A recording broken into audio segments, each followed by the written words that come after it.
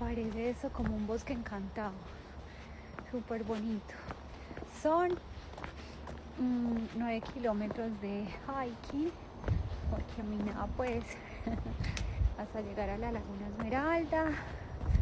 Entonces vamos a ver cómo están las condiciones de camino, les estaré mostrando todo, pero por ahora súper bonito el paisaje, muy tranquilo. Miren eso tan hermoso.